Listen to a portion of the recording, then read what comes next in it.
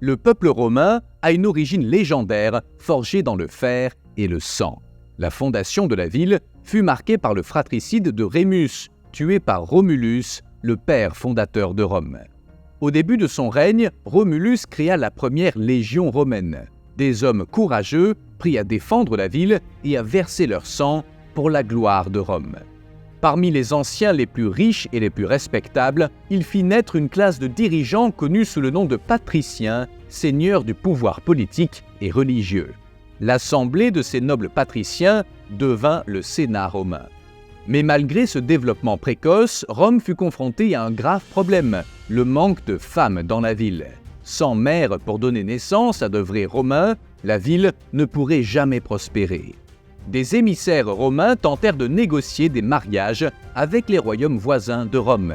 Mais les monarques se méfiaient des Romains et ne voulaient pas leur donner leurs filles. Romulus, insatisfait de cette situation, conçut un plan pour atteindre son objectif.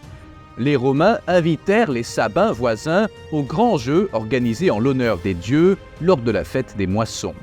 Les Sabins étaient une tribu italique vivant dans les collines adjacentes à Rome, connue pour ses guerriers féroces et ses belles femmes.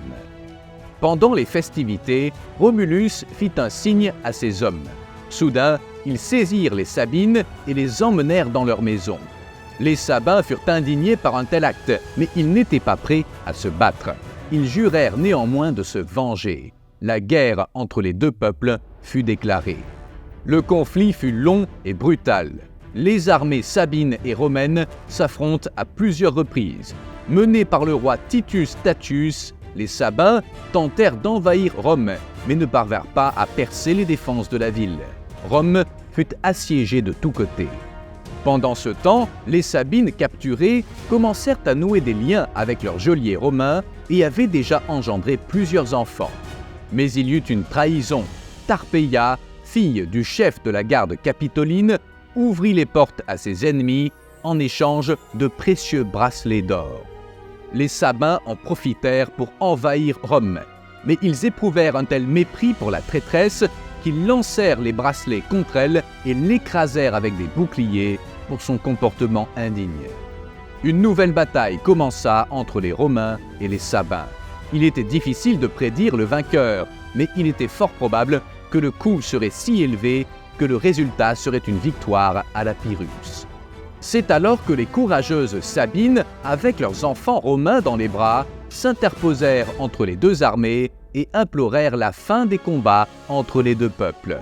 Elles supplièrent les Romains de ne pas tuer leurs beaux-parents et les Sabins de ne pas tuer les pères de leurs petits-enfants. Elles préféraient mourir à ce moment-là plutôt que de devenir veuves et orphelines. Après l'intervention des Sabines, la paix entre les Romains et les Sabins fut scellée.